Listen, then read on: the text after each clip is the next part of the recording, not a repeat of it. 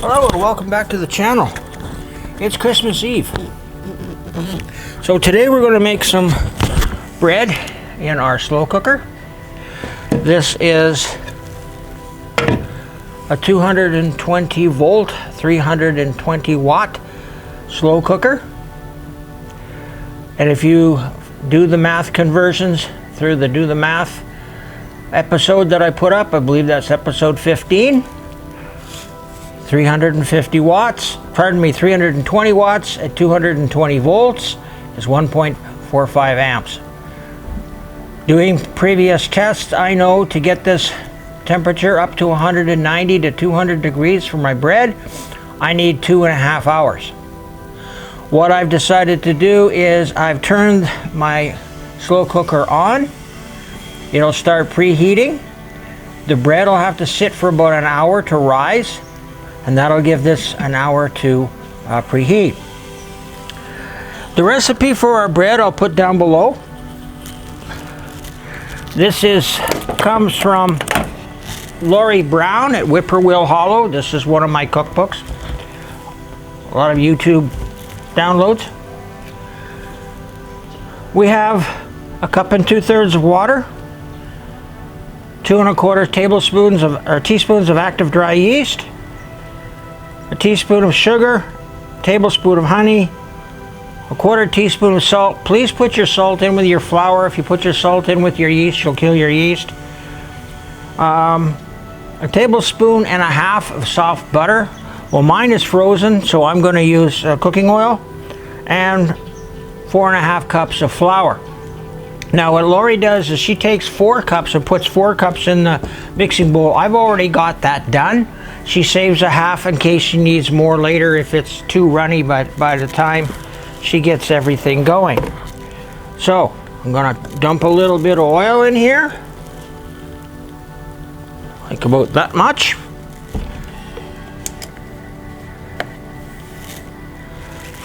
Lock the machine, turn it on slow.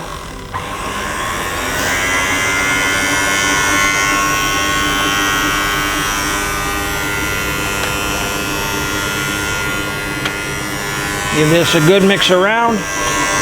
Now the only moisture that's in there is the moisture that the yeast was in. So here goes the rest of that water that the recipe called for. And you can hear the machine winding down. I'll give her a little more power. Put in the rest of the water. And we're just going to let this knead. And once this is done, I'm going to take it out and I'm going to put it in this bowl, which I'm going to grease.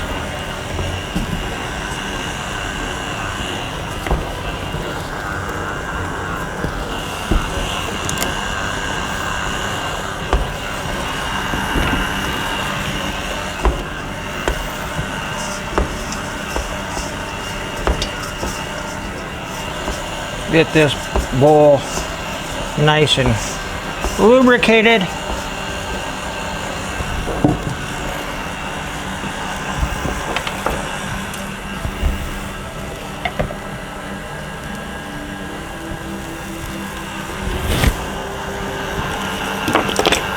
And now we have our towel.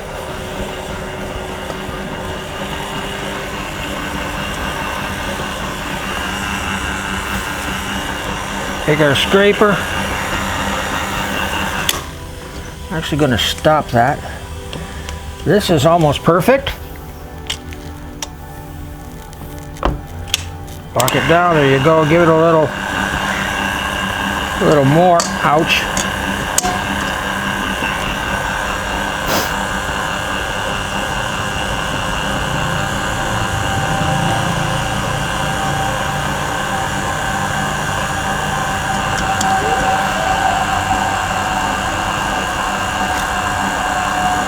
And somebody's having a bad day. That's the fire department. All right.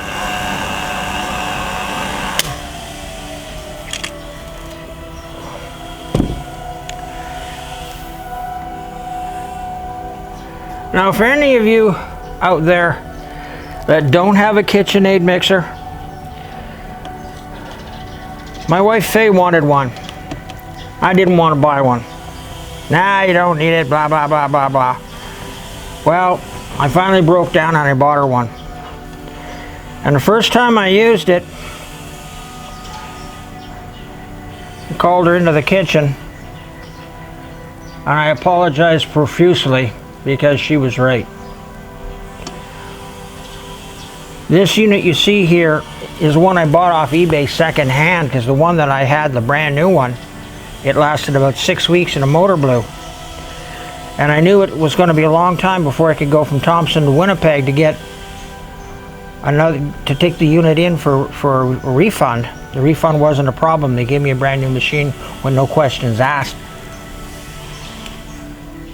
But this thing came in from the States. This one was made in 1977.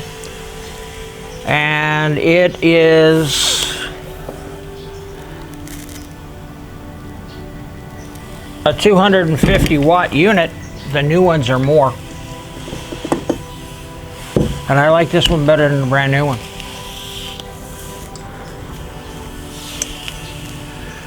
So, we're going to take our dough and we're going to get our dough to come out, maybe.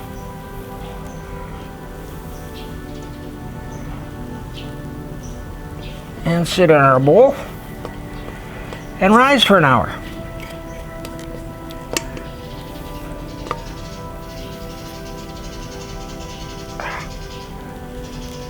There we go.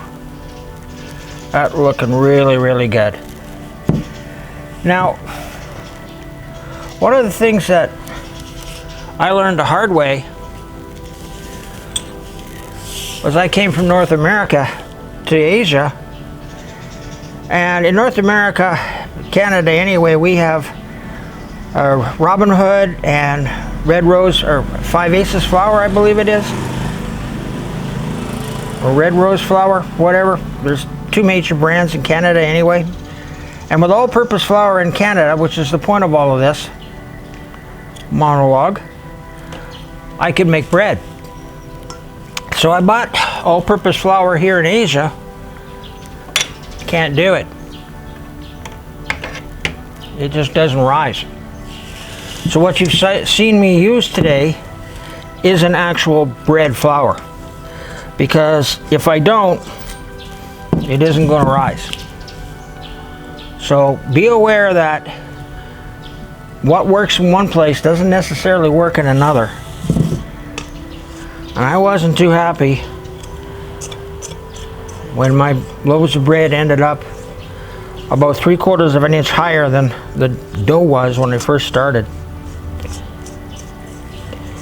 So with that, what I'm going to do is I'm going to finish playing with this, because it's giving me a hard time. Why would it not? I'm going to cover my dough.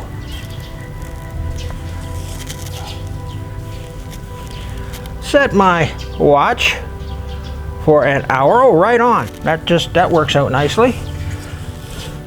I will come back in an hour. We will punch this down. We will then put the dough in these two pans and we'll plop them into the slow cooker. And while that's doing its thing, we're going to make some more dough, and I'll roll that out for my pizza crust that I'm going to make for my pizza, because tomorrow's dinner for me.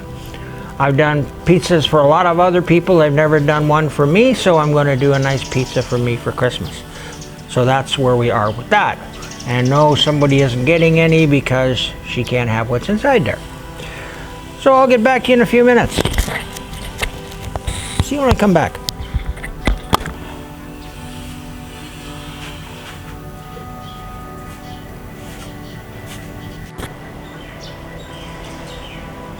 Welcome back, everybody. It's been an hour. I've taken a ramekin and I went to the freezer. Remember I told you my butter was frozen, so I used oil? Well, I put this ramekin with some frozen butter up there about 20 minutes ago. and it's melted. So the plan, while this was rising, I made a chocolate cake and I made a mess on the table. That's why I have this. We'll roll this out.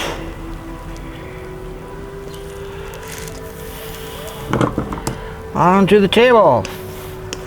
Take the rest out of the bowl. A quick wipe down.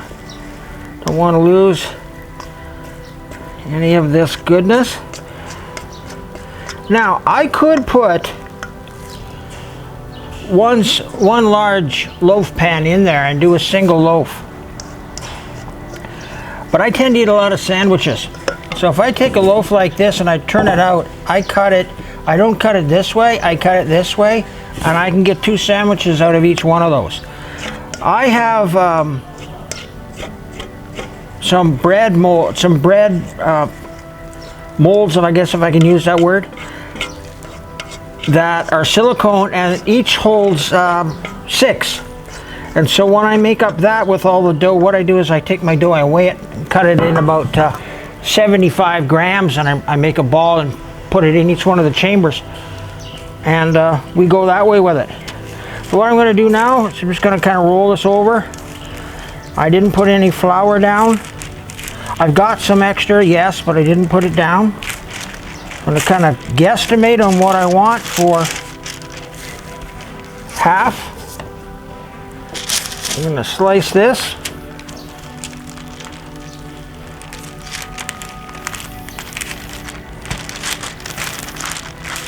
And we're going to attempt to roll this up. Drop this in our pan.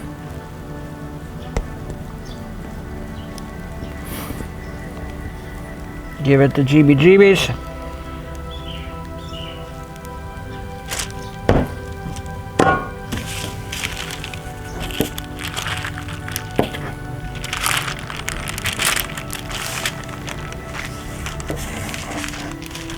I lost the tape on the one side there. This does not want to cooperate. There it goes.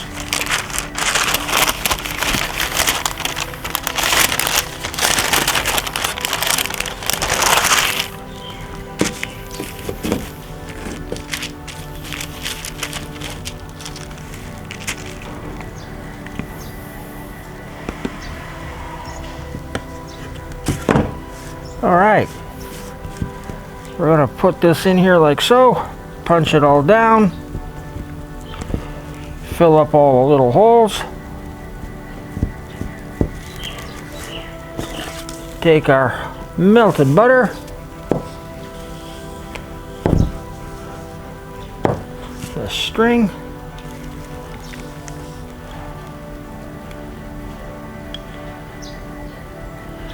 now you can tell that this slow cooker is hot, because this is like 20 minutes, if that. And we've gone from rock hard frozen. One of the things about being a pensioner is I only grocery shop once a month, usually. And then all hell breaks loose, because you're running around like an idiot trying to get everything done all at once. So the next thing I'm going to do, I'm going to use that towel again in a minute. Got to take some sesame seeds. Put on some sesame seeds. What I don't eat, the birds will. Lift off my lid. Make sure I have a nice soft bed for it to lay on. Pick up my friend. Oh yeah, you can tell that's hot.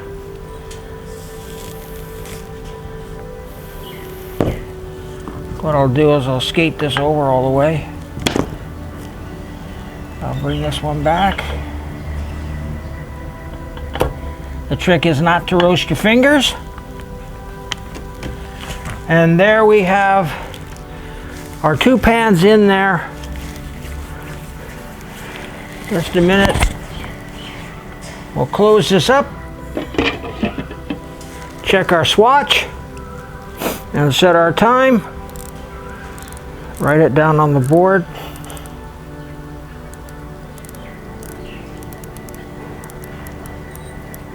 There's our swatch. Write down the hour.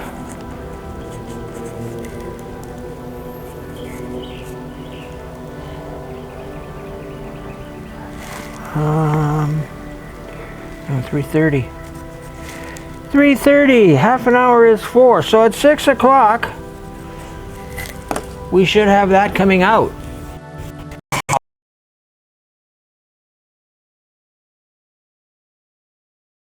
Please don't tell me it can be done, cannot be done. There are the results.